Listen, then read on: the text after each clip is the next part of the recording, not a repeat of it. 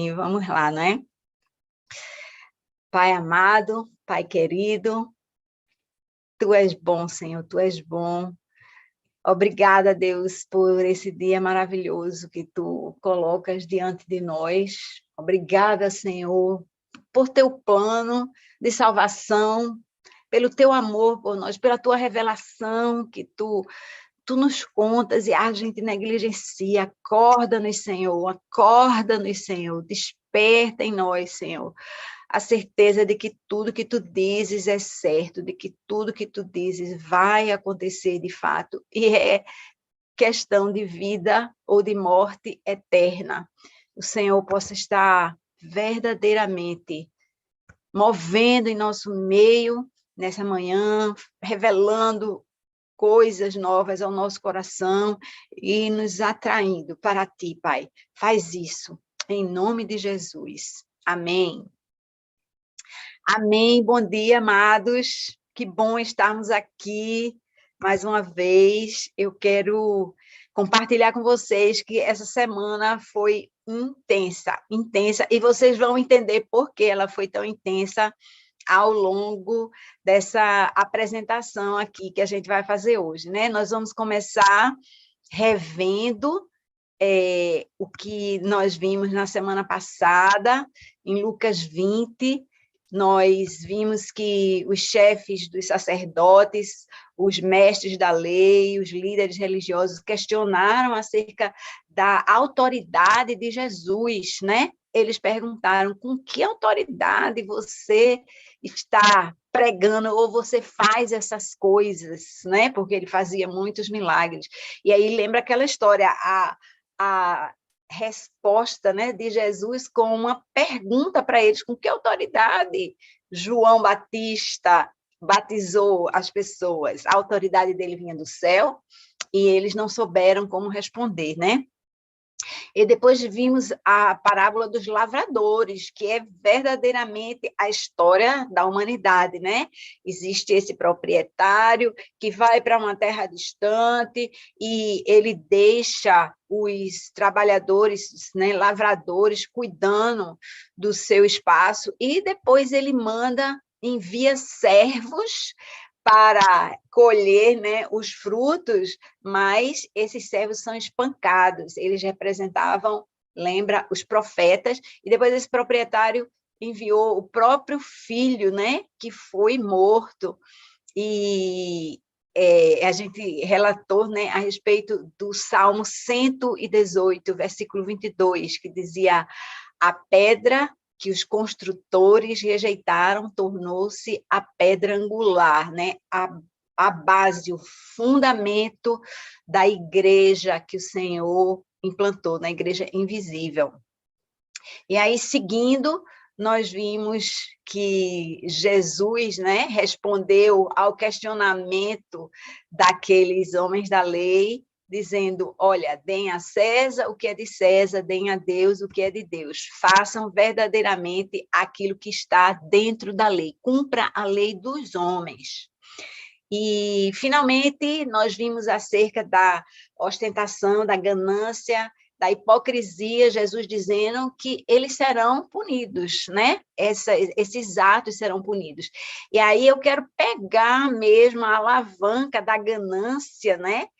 Porque Jesus falou: os mestres da lei devoram as casas das viúvas.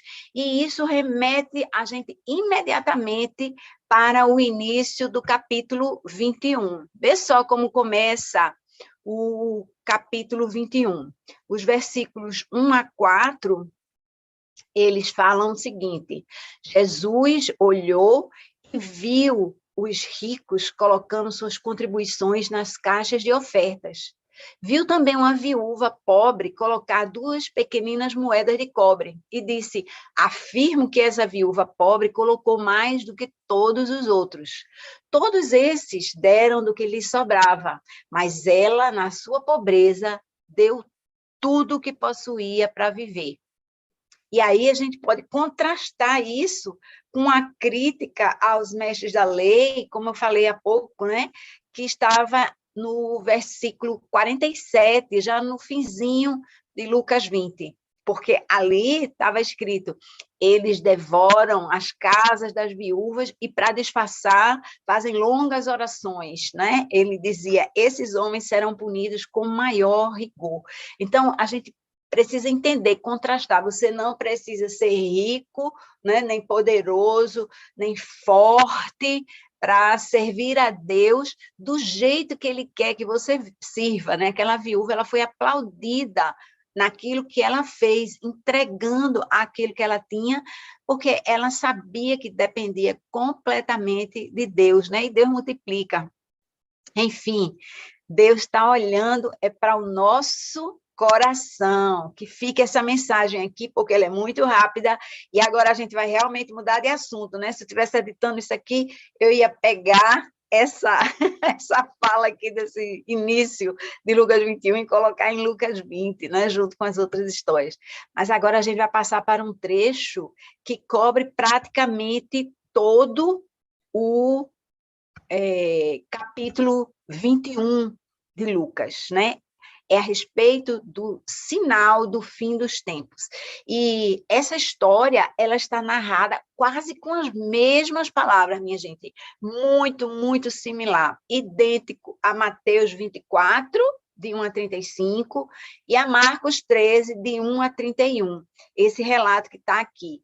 Então, ele inicia assim, né? Lucas 21, de 5 a 7, diz, alguns dos seus discípulos, e aí a gente ressaltou, porque vai ressaltar, vai falar abaixo a respeito da narrativa em outros evangelhos, né? Evangelhos sinóticos, esses que dão a visão geral. Alguns dos seus discípulos estavam comentando como o templo era adornado com lindas pedras e dádivas dedicadas a Deus.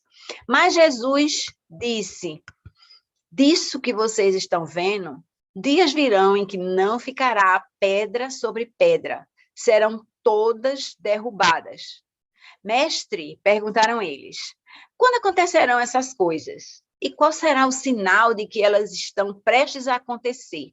Aí eu quero remeter, né, a nossa visão para a visão de Marcos. Como eu falei, né, em paralelo, no capítulo 13, Marcos diz, nos versículos 3 e 4, essa mesma coisa, só que ele entra em mais detalhes. Por isso a gente vai explorar aqui, para a gente saber que essa conversa não foi um bate-papo ali no templo, né? Claro, aqueles apóstolos, discípulos que estão ali, eles estão olhando para o templo, né? Mas a conversa vai se passar em outro lugar, na verdade. Vê só como Marcos relata isso. Ele diz, tendo Jesus se assentado no Monte das Oliveiras, de frente para o templo, Pedro, Tiago, João e André, aquele triozinho, e mais André, que é o irmão de Pedro, lhe perguntaram em particular, aquela história, né? Quem é a audiência? São esses carinhas aqui.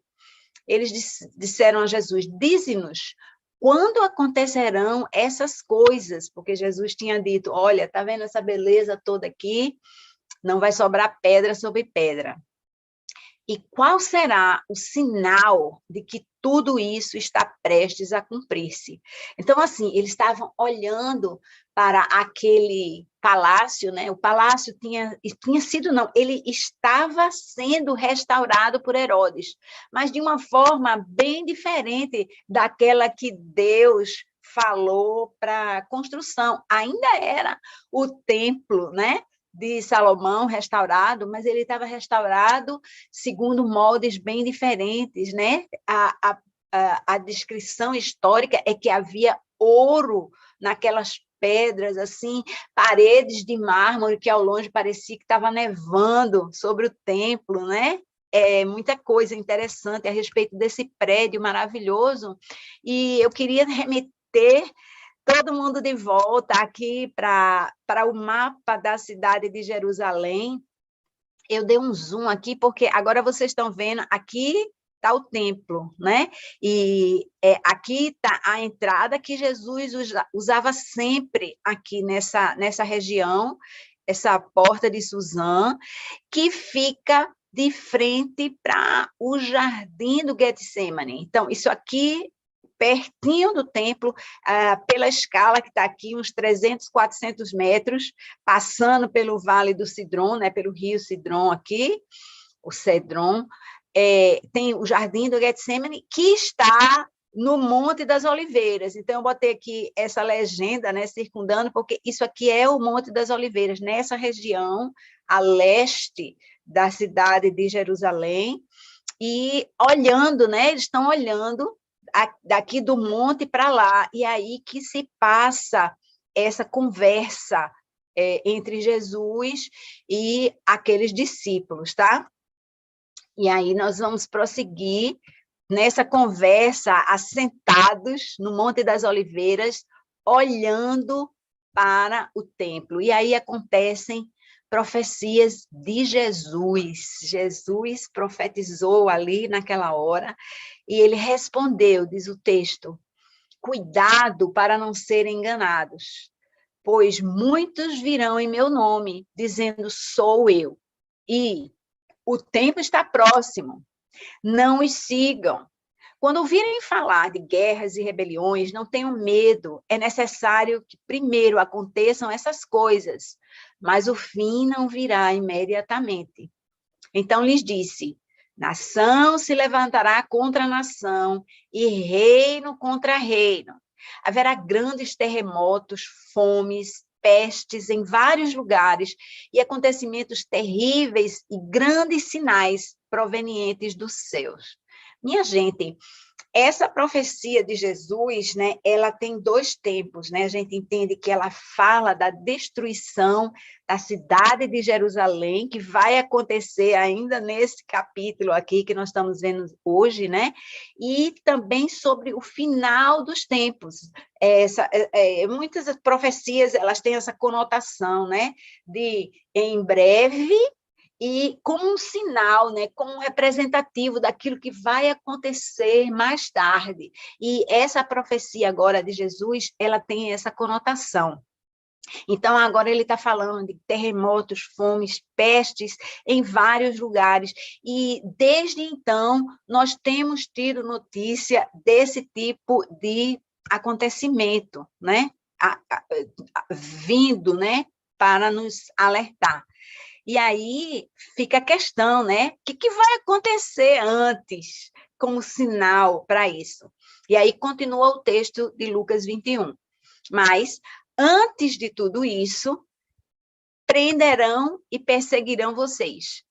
Então, eles os entregarão às sinagogas e prisões, e vocês serão levados à presença de reis e governadores, tudo por causa do meu nome. Será para vocês uma oportunidade de dar testemunho. Então, Jesus está dizendo, olha, vocês vão ser presos, mas se liga, não fica pensando no tormento que está vindo para você, mas se liga na oportunidade de falar a essas autoridades acerca do evangelho, né? Acerca do seu testemunho. E continua o texto, mas convençam-se de uma vez de que não devem preocupar-se com o que dirão para se defender, pois eu lhes darei palavras e sabedoria a que nenhum de seus adversários será capaz de resistir ou contradizer. Então, Jesus está dizendo, vocês vão ser atormentados, vocês vão ser presos, vocês vão ser açoitados, mas essa é a oportunidade de vocês falarem, vocês vão chegar caindo, né? Vão chegar prisioneiros diante das autoridades, mas não deixem de falar. E não se preocupem com o que vocês vão falar, porque eu vou estar junto, eu vou estar ajudando, né? A palavra vai sair, né, da sua boca em sabedoria. E ele disse, né, vocês serão traídos até por pais, irmãos, parentes e amigos. A coisa ficou feia, minha gente, muito feia. E eles entregarão alguns de vocês à morte. Todos odiarão vocês por causa do meu nome. Contudo, nenhum fio de cabelo da sua cabeça se perderá. E perseverando que vocês obterão a vida. Minha gente, Jesus está dizendo, eles vão bater em vocês, espancar vocês. Era cada rasgão, né, nas costas, porque eles eram açoitados, né, com aqueles instrumentos romanos de tortura.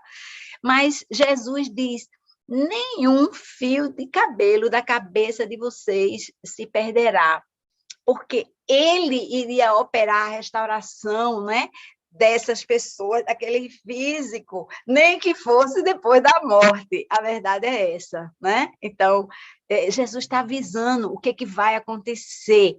Ele está mostrando claramente que não vai ser fácil.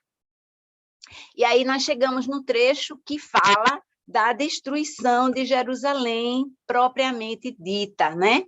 Jesus fala, quando virem Jerusalém rodeada de exércitos, vocês saberão que a sua devastação está próxima.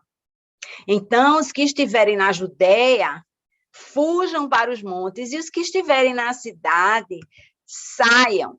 E os que estiverem no campo, não entrem na cidade. Isso era o aviso de Jesus para aqueles que o estavam escutando. Pois esses são os dias da vingança, em cumprimento de tudo que foi escrito. Como serão terríveis aqueles dias para as grávidas e para as que estiverem amamentando. Haverá grande aflição na terra e ira contra este povo.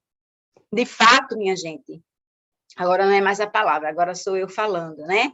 No ano de 70 depois de Cristo, né, o chamado ano Domini, né, no novo tempo, no ano 70, Jerusalém ela foi sitiada, ela foi cercada pelas tropas romanas e ela foi verdadeiramente sacrificada, né? As tropas romanas, que eram chefiadas pelo general Tito, que era filho do imperador romano na época, Vespasiano, eles cercaram a cidade e, após 5 meses desse sítio, o templo ele foi queimado e o resto da cidade de Jerusalém foi conquistada em seguida, tá? A gente vai olhar um pedaço disso, porque eu acho que é muito importante. A gente, às vezes, passa, eu já li muito a respeito disso, né? Mas é diferente a gente ler e a gente meditar.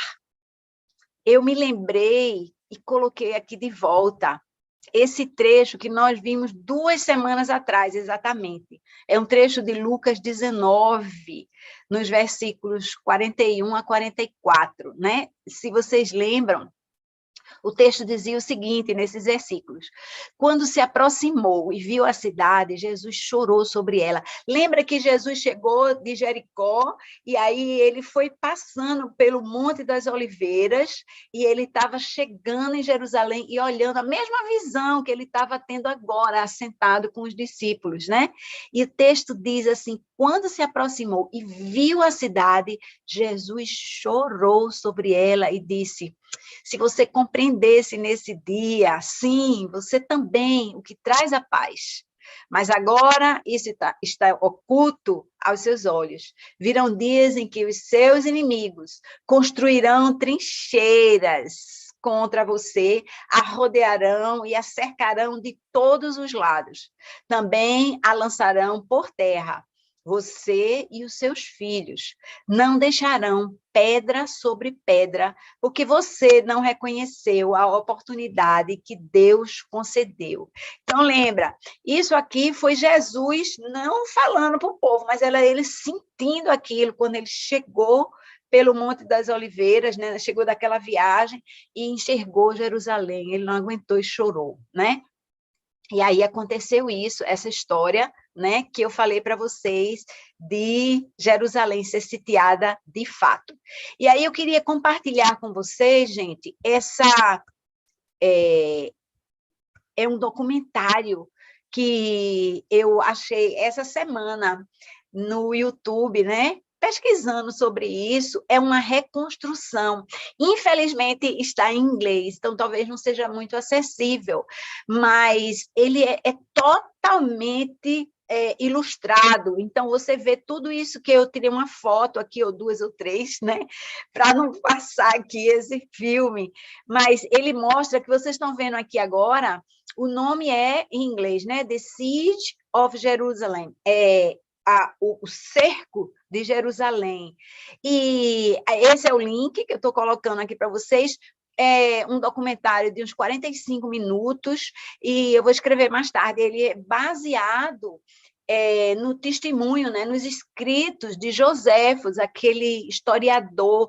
E eu descobri essa semana que ele não era somente historiador, ele também era ativo, ele era general. Eu fiquei sabendo que ele era nativo de Jerusalém, ele era hebreu, né? Mas depois, com vista a tudo isso, ele não acreditava que Jesus era o Messias, é outra coisa que eu fiquei sabendo, mas ele ouviu tudo isso e acompanhou. Ele era realmente uma testemunha visual que depois, né, ele tentou ou foi estabelecido, ele foi preso pelos romanos e ele foi designado como negociador dessa relação toda que vai acontecer aí. Depois ele foi poupado pelos romanos e escreveu tudo isso, né, para nós. Então, bem colocando bem, olha, isso aqui é o ponto de vista que foi escrito por Joséfos, né, Flávio Joséfos, mas é uma coisa assim bem ilustrativa, né? Ensina para a gente. Então, eu anotei aqui algumas coisas importantes. No dia 23 de abril, né? Assim, era o início, era primavera ainda, né? Ia dizer início de verão, mas era primavera ali naquela região.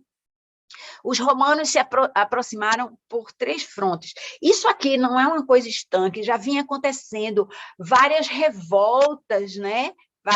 Vê, esse é o ano 70, né? Jesus já tinha morrido aí, já tinha umas décadas, e havia revoltas no meio do povo judeu, e todos esses foquinhos que vocês estão vendo aqui foram foquinhos que o general Tito foi tratando, né, ao longo do tempo. E aí, esse documentário, ele mostra a aproximação dos exércitos romanos, né? Vocês estão vendo aqui, tem 3 deles se aproximando, um pelo norte, vindo de Samaria, que está regido, né, liderado por Tito, essa legião aqui. Veio uma legião que se aproximou a partir de Jericó, aqui por esse lado, isso aqui é Jerusalém, né? E veio uma terceira legião, a chamada Legião Macedônica, que veio do caminho de Emaús, que ficava na esquerda. Então, você vê esses exércitos, né, essas legiões se aproximando à cerca, né, cercando Jerusalém. Isso foi em abril, e aí, como a gente falou, aconteceu o cerco, né? Vou puxar aqui um pouquinho para outra imagem desse documentário, reforçando, né, que o documentário foi feito de acordo com o testemunho deixado, né, os escritos de Flávio Joséfo, então, que é um historiador muito conhecido do primeiro século ali. E aí, o que acontece? Depois de algumas investidas meio doidinhas do exército romano, porque o exército romano era muito poderoso, mas a cidade de Jerusalém ela era muito protegida. Então, havia vários cercos que eles tinham construído, né? Eles tinham um primeiro cerco ao redor do templo, eles tinham um segundo cerco ao redor dessa cidade nova, e eles tinham um terceiro cerco, que é esse aqui maior. E aí eu já pego, né, essa narrativa quando essa parte mais externa, né, aqui mais nova, já tinha sido conquistada depois de muito sangue derramado. E aí a gente vê essa linha aqui, vermelha, representando o cerco que os romanos fizeram nessa cidade. E a gente foi um sofrimento muito grande, porque os romanos, eles permitiram que os peregrinos entrassem na cidade, mas eles não permitiram que eles saíssem. Então, o que aconteceu ali? Aconteceu falta de comida. Eles estavam passando fome, privação. Alguns comentaristas eles falam mesmo de canibalismo, de que eles tiveram que comer aqueles mortos para poder sobreviver, porque eles estavam cercados, né? E eles não tinham como ir pegar, né, novos alimentos para eles.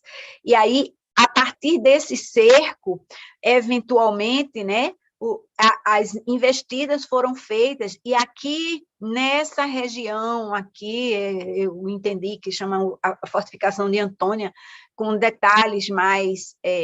eles conseguiram invadir essa região externa, né, do templo. Isso aqui é a parte onde os gentios podiam ficar, ainda não era dentro, mas eles entraram por aqui, e aí, finalmente,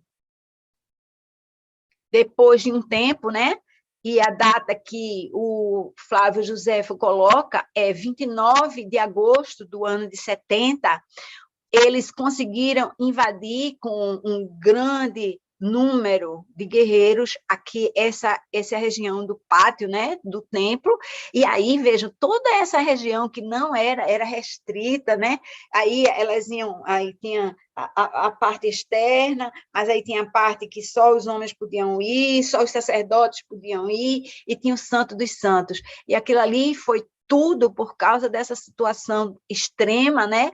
Ela foi cheia de defensores, os zelotas estavam ali, é um povo guerreiro que defendia o templo naquela ocasião, mas eles estavam ali todos, né, para guerrear, para tentar defender aquele templo, e aí alguns doidinhos lá de Roma simplesmente tocaram fogo no templo, enquanto estava a guerra ainda acontecendo, né, o embate, e eles tocaram fogo, e aquela coisa cresceu rapidamente, que o templo era cheio de véus e tal, então havia muita coisa ali fácil de ser queimada, e o templo foi queimado, né? Ele foi destruído no final de agosto, e aí a guerra, né, ainda prossegue por mais um mês, até que o restante da cidade, né, fosse conquistada. Então, assim, o templo era considerado um lugar forte. E aí, eu queria tecer aqui alguns comentários, né? De novo, segundo o historiador Flávio Josefo, que foi testemunha ocular de tudo isso. Então, segundo ele, 1,1 milhão de judeus foram mortos naquela invasão, e outros 97 mil foram capturados. Alguns dizem que esse número ele é inflado, tem historiadores que falam de 600 mil, que estimam 600 mil judeus sendo mortos, a gente não sabe, mas entre 600 mil e 1 milhão e 100 mil é muita, assim, muita diferença, mas é muita gente também. Aí Tito, lembra, o general que estava comandando essa invasão, o general romano, que era filho do Vespasiano, ele e seus soldados celebraram a vitória. Minha gente, eles voltaram para Roma exibindo no desfile de triunfo a menorá, que é esse símbolo aqui, né? Um candelabro de ouro com 7, sei lá, pontinhas aí, que é igual a estrela de Israel, né? Ele era como um símbolo da nação judaica, e eles voltaram exibindo isso que estava, né, dentro do templo, num desfile de triunfo. A menorá e a mesa dos pães da presença divina, é uma mesa de ouro que vivia dentro do templo. E observem o que ele diz, né? Até então, esses objetos só haviam sido vistos pelos sumos sacerdotes do templo. Eles eram guardados ali, e havia, né, havia uma proteção para isso, mesmo entre os levitas, mesmo entre o povo que cuidava do templo, né? E esse evento ele foi eternizado, né? Está até hoje disponível no chamado Arco de Tito, que fica em Roma. Essa gravação, essa imagem que eu estou colocando aqui é uma imagem muito conhecida, né? Que representa lá no Arco de Tito, e ela representa justamente essa parada, né? Esse desfile de vitória, né? Que aconteceu quando o general Tito e seus soldados voltaram para Roma, exibindo os troféus, né, da conquista, que era uma conquista realmente inesperada, né, porque todo mundo sabia que os hebreus eles eram protegidos por Deus, então há muitos comentários do tipo, Deus tem que ter parado, né, de protegê-los, e isso é testemunhado até por a profecia, né, que Jesus fez no capítulo 21. Então, aqui, prosseguindo, estou tentando descer aqui um pouquinho, eu queria colocar esse versículo, né? Eu separei um versículo aqui para fazer só ele, né? O versículo 24 de Lucas 21, ele diz assim: cairão pela espada e serão levados como prisioneiros para todas as nações. Aqueles que não morreram ali naquela invasão, eles foram feitos prisioneiros, muitos foram usados pelos romanos para divertimento, porque eles eram colocados diante de feras, nos chamados circos romanos, e eles enfrentavam feras e morriam ali, né, enfrentando leões, e muitos foram prisioneiros, né, foram vendidos como escravos, e aí aqui está dizendo no versículo 24, né, cairão pela espada, muitos que morreram, né? E serão levados como prisioneiros para todas as nações. E a segunda parte do versículo 24 diz: Jerusalém será pisada pelos gentios até que os tempos deles se cumpram. E aí eu coloquei uma imagem, né, dos céus de Jerusalém. Jerusalém hoje, nunca estive, é um sonho meu ir para lá, se Deus quiser eu ainda vou antes de morrer, mas eu sei que a cidade ela é cheia de mesquitas, né, dos palestinos e de igrejas católicas, né? E eu coloquei aqui esse guia, só uma capa, para vocês saberem que é até um guia dos lugares sagrados, né? Das mesquitas e das igrejas cristãs, várias, muitas, grandes, né? Que estão dentro da cidade de Jerusalém. Vocês sabem que aquele espaço ele é totalmente dividido, todo politizado, né? Muita guerra, muito conflito ainda entre os israelenses, né? E os palestinos, o domínio, né, em locais diferentes da cidade, todo mundo clamando, né, as duas descendências, na verdade, de Abraão,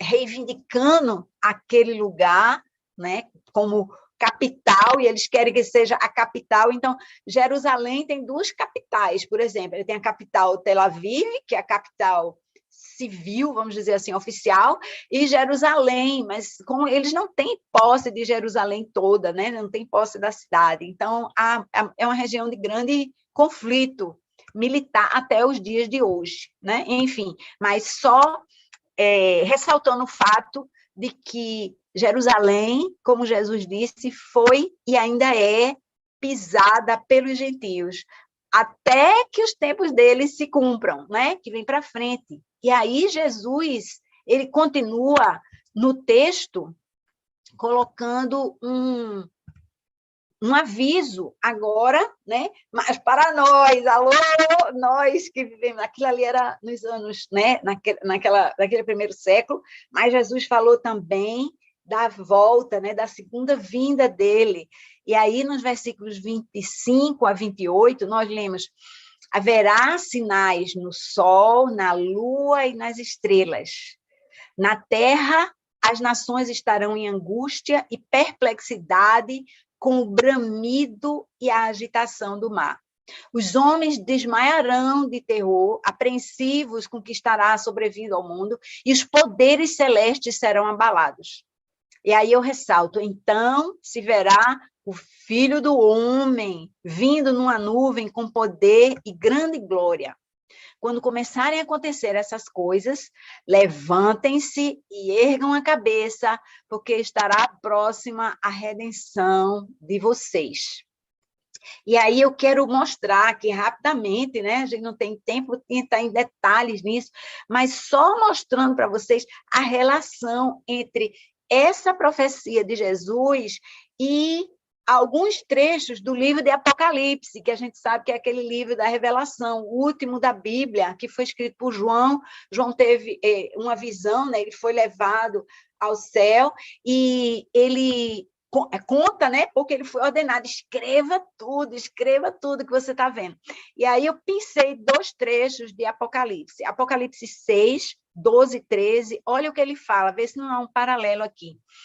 João diz, observei quando ele abriu o 6º selo, houve um grande terremoto, o sol ficou escuro como tecido de crina negra, toda a lua tornou-se vermelha como sangue, e as estrelas do céu caíram sobre a terra como figos verdes caem da figueira quando sacudidos por um vento forte. Ele está falando de sinais no sol, na lua, nas estrelas. E olha que Jesus está falando a mesma coisa aqui em cima, né? Então, é muito importante que a gente entenda que haverá sinais no sol, na lua e nas estrelas. Vai ser, né, visto mundialmente. Você não pode dizer, eu estava distraída. E Apocalipse 8:12 também se refere a isso, né? O trecho diz assim, o 4º anjo tocou a sua trombeta e foi ferido 1/3 do sol, 1/3 da lua e 1/3 das estrelas, de forma que 1/3 deles escureceu.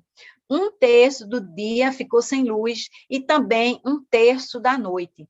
A gente tenta interpretar muito, né, nos detalhes as figuras apoteóticas, né, de Apocalipse, mas Apocalipse literalmente significa revelação, é a revelação. Então, por mais que as figuras sejam difíceis de compreender, é fácil compreender que haverá sinais na natureza, e olha, a gente tem tido, né, tudo isso, a gente ouve falar de tsunamis, de terremotos, a gente ouve falar de uma pandemia, né, que faz assim e muda o mundo todo, né, muda a economia, fecha nações, países, kingdoms, né, reinados, fecha a Europa toda. Então, cuidado, porque os sinais estão aí. E, olha, também não é nada comprovado, porque não tinha ninguém lá anotando, mas os comentaristas falam, olha, os judeus que ouviram Jesus falar, quando vocês virem a cidade cercada, fujam. Dizem, né? Não há confirmação para isso, que aqueles que acreditaram na palavra de Jesus, eles fugiram e não foram mortos. Os hebreus, né, que morreram no cerco, eram aqueles que não acreditavam em Jesus. Aqueles que acreditavam, porque lembra, depois disso, aqueles que creram em Jesus, eles foram espalhar pelo mundo o evangelho, as boas novas, né? Aquela notícia de que as pessoas não tinham conhecimento, né? Por não prestar atenção. E aí, prosseguindo, que já estamos marchando aqui para o fim, né? Nós vemos nos versículos, um pouquinho para baixo aqui, nos versículos 29 a 33, o seguinte: ele lhes contou essa parábola, Jesus contando uma parábola. Observem a figueira e todas as árvores. Quando elas brotam, vocês mesmos percebem e sabem que o verão está próximo. Assim também, quando virem essas coisas acontecendo, saibam que o reino de Deus está próximo. Eu asseguro a vocês que não passará essa geração até que todas essas coisas aconteçam. Os céus e a terra passarão, mas as minhas palavras jamais passarão. Aí você diz assim, tinha muita gente que achava, né, desde o tempo de Jesus, ele dizia, essa coisa está próxima, né, isso vai acontecer daqui a pouco, né, vocês viram esses sinais. Olha, a gente sabe que um dia para Deus é como 1000 anos, e 1000 anos é como um dia. Então, o tempo, ele cansa de dizer, a gente não sabe quando vai acontecer, a gente não sabe quando vai acontecer, só Deus sabe quando isso vai acontecer. Há texto bíblico que diz, versões, né, que diz que nem o filho sabe, tem versões que não dizem isso, a gente não sabe, né, mas entendendo que Deus é uno, né, ele é trino, mas é um em três. Eu realmente acredito que Jesus sabe, mas ele disse que não cabe a nós saber quando é esse tempo. Mas, se a gente entende quando é o tempo, eu sei que dezembro é tempo de manga, eu sei, minha gente, a árvore floresce toda, não tem jeito, a gente sabe que a manga vai nascer ali, a gente sabe que aquilo vai acontecer. Ele está falando da figueira, eu não entendo da figueira, então, por isso que eu estou falando de manga, né? Mas a gente sabe o tempo dessas coisas quando a gente vê os sinais. Por que a gente não presta atenção nos sinais daquilo, né, que Deus está dizendo? Esse é o sinal, preste atenção nos sinais. Aquele povo de Jerusalém não prestou atenção nos sinais e aconteceu a destruição, não ficou pedra sobre pedra. Quem não morreu ali foi levado como prisioneiro. Aquela cidade foi assim, totalmente destruída. E aí, o último trecho de Lucas 21 contém advertências, né? Depois desse abrir de olhos, né? A palavra diz assim: tenham cuidado para não sobrecarregar o coração de vocês de libertinagem, bebedeira, ansiedades da vida, e que aquele dia venha sobre vocês inesperadamente, porque ele virá sobre todos os que vivem na face de toda a terra. Estejam sempre atentos e orem para que vocês possam escapar de tudo que está para acontecer e estar em pé diante do Filho do Homem. Jesus passava o dia ensinando no templo e, ao entardecer, saía para passar a noite no monte chamado das Oliveiras. Todo o povo ia de manhã cedo ouvi-lo no templo. Então, assim, ele falou claro. Às vezes a gente diz, eu não entendo a palavra. Qual parte você não está entendendo? Qual parte você não entende de, olha, não sobrecarrega o teu coração com libertinagens, com coisas, né, que não são lícitas diante de Deus, com bebedeira, com tolices, com ansiedade de vida, né? Que vestido eu vou botar, que brinco eu vou colocar, que eu vou fazer? Não que não seja importante você cuidar da sua vida, mas isso não pode ser a coisa mais importante da sua vida. Isso não pode ser a coisa mais importante da sua vida. Você precisa pensar na vida eterna, você precisa pensar que isso é real. Minha gente, eu vendo, assim, eu não vi somente esse documentário, na verdade, eu vi pregações, no plural, sobre isso, né? Eu li comentários a respeito disso essa semana, e quando eu falei aqui, olha, Jesus chorou, aquilo me lembrou, aquilo me recordou, eita, Jesus chorou. Isso me trouxe de volta, né, para 15 dias atrás, a gente, Jesus chorou, sabendo o que ia acontecer. É diferente de você ver acontecer. E olha, eu não vi real, eu vi só um documentário, uma montagem muito boa, que remeteu, né, aquela investida, aquele povo preso ali dentro. Eu imagino a angústia deles, cercado, né, por vários exércitos diferentes, né, que chegaram por todos os lados. Eles não podiam sair da cidade, né, eles ainda tinham abastecimento de água, vocês lembram que tinha aqueles tanques lá, mas eu imagino as condições, né, de você não ter o que comer, de você ter que estar lutando. Aqueles soldados judeus, eles lutaram bravamente, bravamente. Se você olhar, tem hora que eles investiam contra os romanos, eles saíam do muro, iam atrás dos romanos. Teve uma hora que eles perseguiram o general Tito, minha gente. Quase que o Tito se acaba nessa história, porque eles estavam ali, e eles evadiram, eles correram de volta, né, para as trincheiras deles, e aí os judeus voltaram para dentro de Jerusalém. Então, houve muita investida, houve muita batalha nesses 6 meses total, né? Foram 5 meses até a conquista do templo, depois mais um mês para a conquista da cidade. Foram 6 meses de batalha sangrenta ali, e eu imagino, né, por tudo aquilo que aquele povo passou. E eu fiquei pensando, gente, isso é só um sinal, é só uma amostra, é só um ícone do que vai acontecer no mundo todo, né?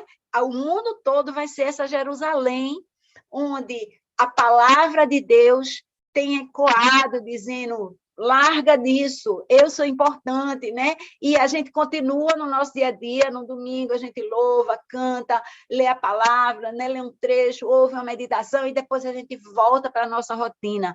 A gente precisa aumentar o percentual de preocupação com isso e se ligar no reino. Essa é a mensagem de hoje. E aí, resumindo, né? A gente viu no dia de hoje a oferta, não vamos esquecer, a oferta abundante daquelas 2 moedinhas da viúva, né? 2 centavinhos ela colocou lá, mas foi abundante, Jesus registrou isso, né? A gente ouviu falar sobre a destruição de Jerusalém e agora, no final, né, sobre o fim dos tempos, né? Quando é que ele virá? Quais serão os sinais? Porque nós estamos aí, né? A pandemia, as grandes coisas que estão acontecendo na natureza, né? Não sei se vocês estão acompanhando o volume de mortes, as cenas horríveis que estão acontecendo em Petrópolis, né? No Rio de Janeiro, muita morte, né? Com a inundação. O que virá antes de Jesus voltar? Gente, Jesus pode voltar a qualquer momento, né? O que nós devemos fazer para não sermos surpreendidos? Ele disse, olha, cuidado com o que você pensa, cuidado com o que você valoriza, isso é um sinal, minha gente. Então, agora eu vou voltar para a nossa reunião aqui. Olá a todos vocês, deixa eu aumentar aqui meu volume, aí acordando, e o volume estava alto mesmo ainda.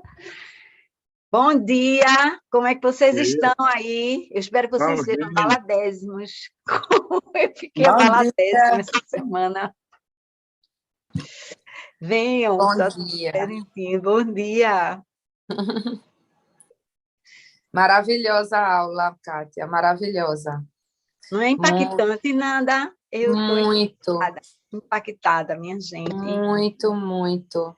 Se vocês quiserem uma sessão para assistir aquele documentário que eu falei, eu vou traduzindo para vocês direto, porque ele diz assim... hoje. Né? Ele se converte no fim? Ele se converte? Quem? O historiador? Ah, não, ele, na verdade, ele ganha a proteção, ele ganha a proteção dos romanos.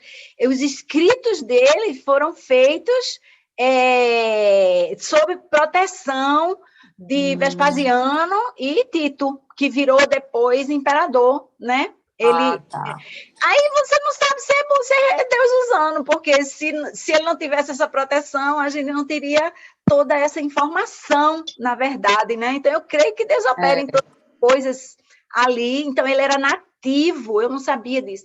Ele era nativo, né, de Jerusalém, ele cresceu ali, ele era general também, ele era um guerreiro, só que ele entendeu que esse negócio não ia dar certo, não ia dar certo. Ele acabou sendo preso, ele foi preso pelos romanos e depois ele foi usado como negociador, então ele estava no meio da história toda. Ele viu lá de cá, ele viu lá de lá, né?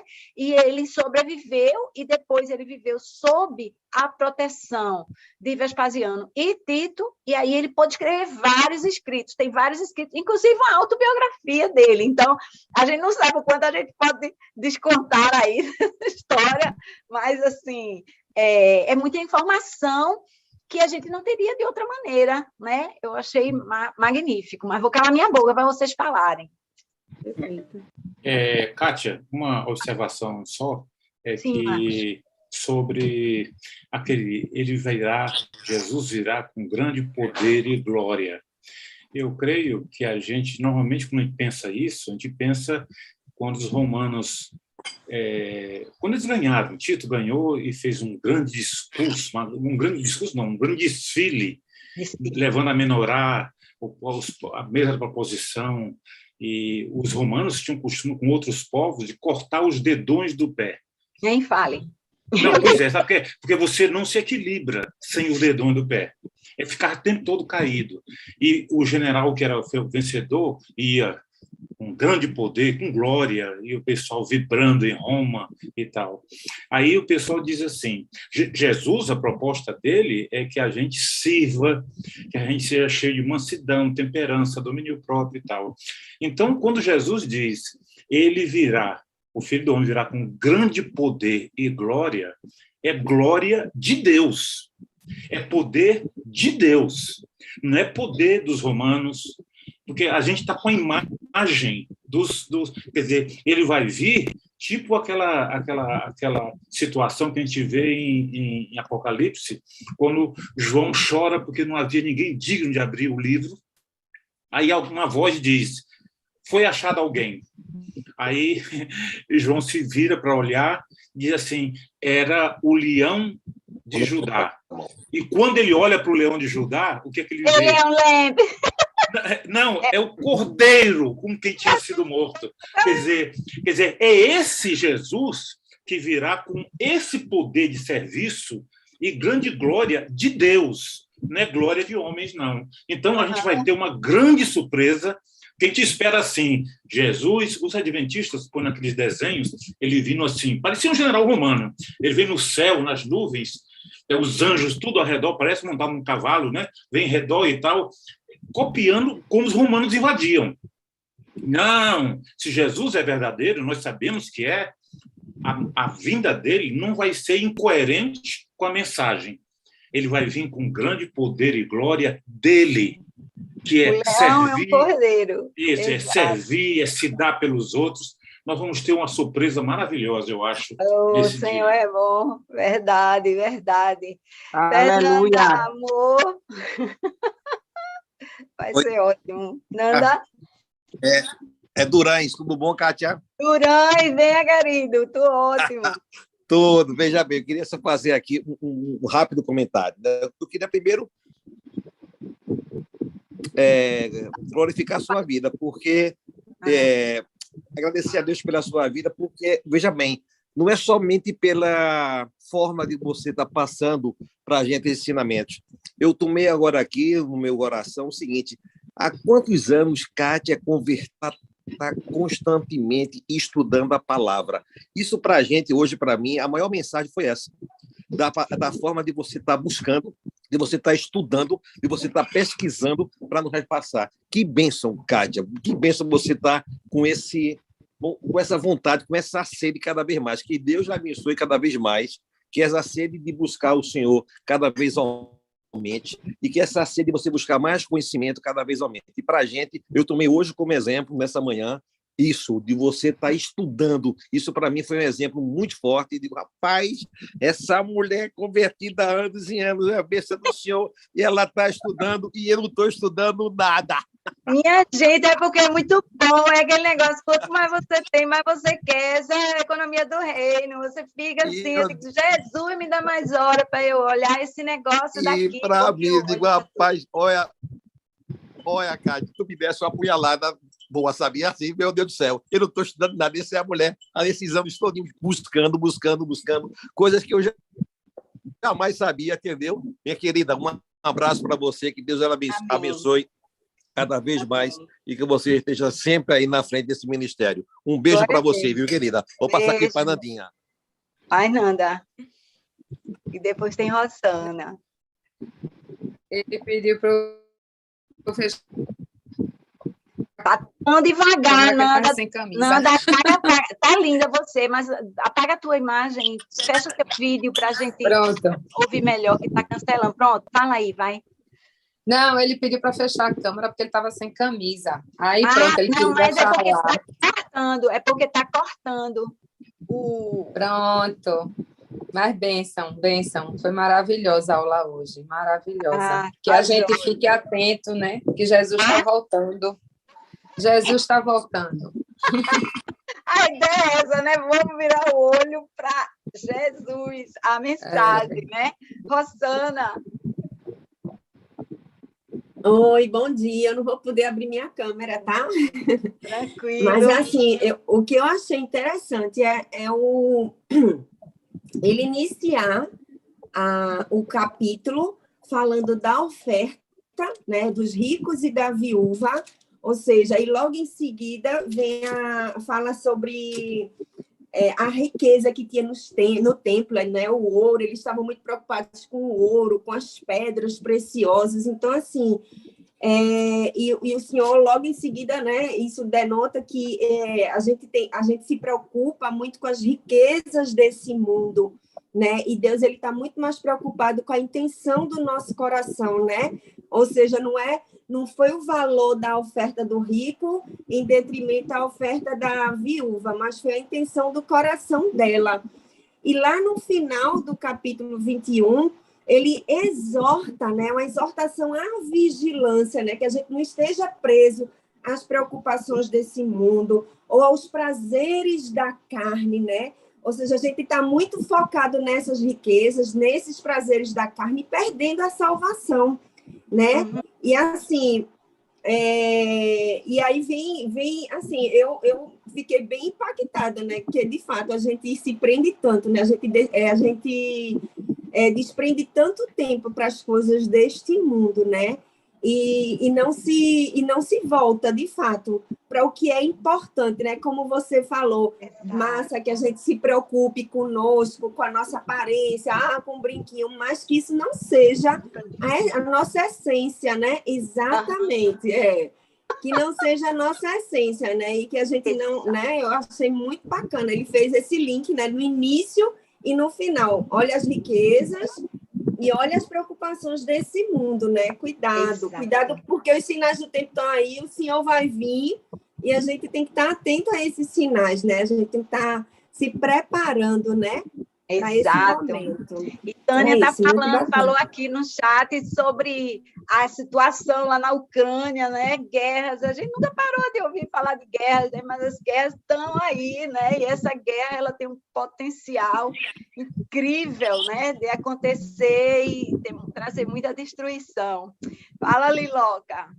Oi, menina, essa aula a gente tem que ver todinha de novo, para poder realmente ficar. Eu não sei o que foi mais importante, mas eu vou comentar bem rápido, Kátia. Algo que, assim, chamou a atenção. Como é o nome do historiador? Não sei o que lá, Josefo. Como é o nome dele? Flávio Josefo. Flávio Josefo. Ele comentou assim, né, que você disse que ele acredita que as pessoas que acreditaram em Jesus fugiram para os montes. Não, esse comentário não foi dele, foi de outras pessoas, né? Tá. Por isso que eu não escrevi ali, porque... Assim, fugiram para os montes, mas o que eu queria chamar a atenção, assim, fugiram para anunciar o evangelho, né? E nós podemos, hoje, anunciar o evangelho sem ter nenhuma investida direta, assim, né? De tropas. E o que é que eu estou fazendo para anunciar o evangelho? Então, isso, para mim, assim, foi muito forte, muito tocante. Eita, travou um pouquinho, Liloca. Travou. Mas vamos seguindo, né? Verdadeiramente vamos anunciar às nações, né? A quem está ao nosso redor. É muito importante isso. Liloca, quer concluir, Liloca? Não sei, eu acho que cortou, foi? Foi, a gente perdeu você um tempo. Não, mas só isso mesmo, que a gente tem essa responsabilidade mesmo de anunciar, independente, né? Moramos num país que não é proibido o evangelho, e a gente precisa fazer valer isso, né? Por amor a Jesus. Foi essa a mensagem que ficou para mim hoje, muito forte. Por enquanto, né, Liloca, aqui não é proibido, né? Porque já tem... Não vai ser não, irmã. Aí. Vai ser não, em nome de Jesus. Misericórdia. Flavinha? Amém. Muita coisa que a gente aprende no capítulo só, né? Então, assim, o que veio bem forte para mim, desde o começo que você estava lendo, Kátia, foi, assim, a visão micro do que aconteceu em Jerusalém, uma visão macro que vai acontecer com o mundo. Que perfeito, né? Essa comparação que Jesus colocou. O que teve ali, as pessoas que tiveram a oportunidade de fugir foram aquelas que acreditaram na palavra dele. quem não acreditou sofreu as penas. Então, a gente está tendo a oportunidade, como aquelas pessoas, de também acreditar para a gente ser salvo quando vierem, né, quando, o final do mundo. Então, eu achei perfeita essa comunicação dele, dessa visão de Jerusalém com a visão do mundo no final. E aí, é muito legal também, assim, como sugestão, viu, Kátia? Se pudesse depois aprender sobre Apocalipse, seria tão bom. Só um desejo do meu coração que eu queria colocar aqui. Se eu sumir, Maravilhoso! por que eu fui fazer isso? Pastor, 9:03, vamos encerrar aí. Obrigada, Flavinha. Gente, eu estou tão excitada aqui. Pastorzão, vem falar sobre Lucas 21 e fechar a gente em oração. Bom dia, gente. Para você aparecer, pode? Não, estou dirigindo, estou chegando na igreja. Eita. Bom dia. Não dá para aparecer, não. Tudo bom, bom dia. Olha, gente, maravilha. E, assim, não tem sentido a gente estudar a palavra se não for para ficar inquieto, né? A palavra não nos coloca em acomodação, mas nos desafia. Então, é fantástico, muito bom a gente ter esse despertar, essa inquietação com a palavra, com o que podemos, o que devemos fazer, o que devemos ser. Então, maravilha, mais uma vez, maravilha, essa manhã, muito, muito ensino e também muito desafio, né? Então, que isso nos traga uma... Eu estou focado em determinação, porque hoje o tema do sermão é sobre determinação, é sobre ser determinado, né? Então, falar sobre determinação, eu posso ficar repetindo a palavra determinação aqui, está na minha mente. Mas eu acho que esse é o grande poder do apegar-se às Escrituras, como eu já disse antes aqui outras vezes, não para a gente admirar as Escrituras, mas para que a gente seja desafiado pelas Escrituras. Tá? Maravilha. Então, vamos orar, vamos colocar diante de Deus que tudo isso venha trazer a cada um de nós uma atitude. Pai, em nome de Jesus, muito obrigado, Senhor, por essa manhã. Obrigado pelo teu cuidado conosco, obrigado pela palavra, obrigado pela palavra disponível a cada um de nós. Obrigado, Senhor Deus, pelos recursos que nós dispomos para nos aproximar cada vez mais dessa palavra e nos tirar, Deus, qualquer tipo de desculpas para que possamos ter atitudes conforme a tua palavra. Dai-nos uma motivação nova, Senhor Deus, para vivermos essas verdades e glorificar assim o teu nome. Em nome de Jesus. Amém. Amém. Amém, gente. Um bom dia amém. a todos. Que Jesus abençoe todos vocês. Aguardos, né, hoje nas nossas celebrações, agora às 10 da manhã, 17 horas. Vamos juntos, então, celebrar a esse Senhor maravilhoso que preparou tudo isso para as nossas vidas, tá bom? Um beijo grande para todos. Amém, amém. Beijo grande a todos. Vamos